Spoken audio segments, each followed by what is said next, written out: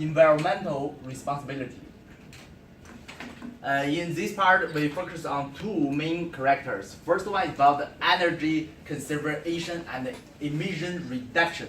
This means that for AirAsia, they cannot only make the airplane fly to a long distance, but also how they can save much fuel. This is the biggest important problem. And second one is about the research, put more money in research and looking for a new resources, new energy for their airplane, so which can promote their airplane fly to a long distance. The third one is about innovation and publishing innovation. We have four characters. First one is about the self-check-in. This is for some customer who didn't have so much baggage, so they can take their baggage in different ways, which can make their self-check-in quickly. So no need to stand in queue and cost there so much time. Second one is about passengers can pre-book in-flight food and service. This is for customer when they sit on the airplane. No need to ask for the workers.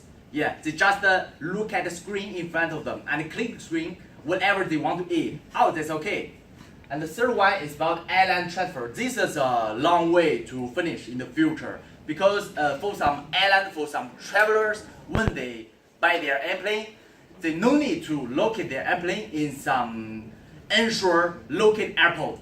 They can locate it in some other places they want, like some beautiful places.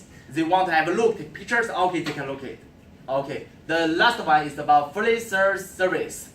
This is for some customers when they want to get into their destination. No need to buy so many tickets and then transfer, turn around, and self-check-in again. They only need to buy one ticket, okay, and no need so many self-check-in, and then they can just choosing the airplanes and they can get into their destination. Okay, the next part of my best group member Vivi will continue to introduce some unfulfillment promise. Thank you. Good afternoon, everyone. This is the unfulfilled promises, the four dimensions of Thai society and community development. There are four. The first one is sport. The second one is region and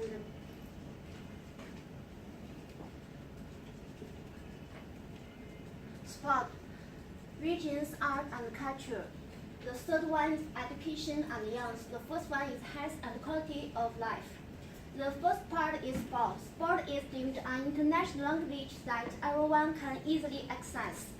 The AirAsia uses sport as an enhancement to build a relationship together with social development, such as Thai Premier League and Division. This is football team and Sporting Thailand Volleyball Association. The second part is regions, art and culture. This for year-round transportation of the national arts, who are the symbol of valuable of culture in their duties for publicizing the culture to the general public in the country and abroad. The third is education and youth. They provide the kindergarten background by providing exercise, aircraft flight simulation and cockpit simulation for youth to learn the profession of pilot and cabin crew, and providing a year-round opportunity for youth in other provinces to fly in to visit. The first part is health and quality of life. Because our life is variable, so this company is trying to be a connection for health and quality of life for people of our nations to be able to access the quality medical service, such as heart value surgery program and medical volunteer program for eye surgery and other diseases. These four parts will be done in the future step by step. Then the next, Omi. Hello everyone, my name is Muhammad Rifatul Haq and I'm going to talk about the moral practices of the AirAsia and whether this is enough justified to use this or not. So as we can see, according to CSR 2014, there are many moral practices they are implementing the Asia, but this is not possible to talk everything in the class because we have very limited time. So that's why we have picked two, and these are the environmental, social and communal, and the moral practices towards education. So talking about the CSR, that means corporate social responsibility towards environment, we can say that what AirAsia currently practicing or doing. They are buying more environment-friendly airplanes like A320 and A320neo. So what's that? The first one, it reduces the pressures from the airplanes, and that's why it burns less fuel, and this can be environment friendly too. And they are going to buy A320neo in next year. This is more efficient. That means this will be burning less fuel comparing to the A320.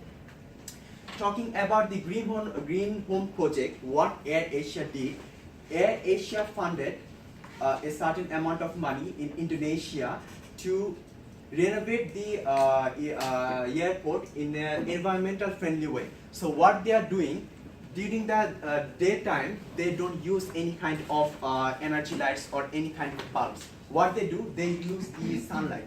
So that's how they are reducing the pressure, and that's how they are saving the energy. As my friend Vivi and Fen discussed earlier, they already introduced the pre-book system, and as well as the customers, they can choose their food before boarding.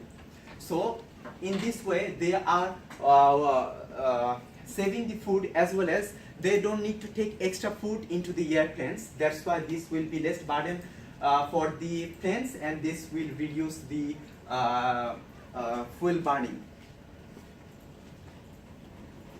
Now I'm going to talk that why AirAsia is practicing this one, or this social responsibility, whether this is justified or not.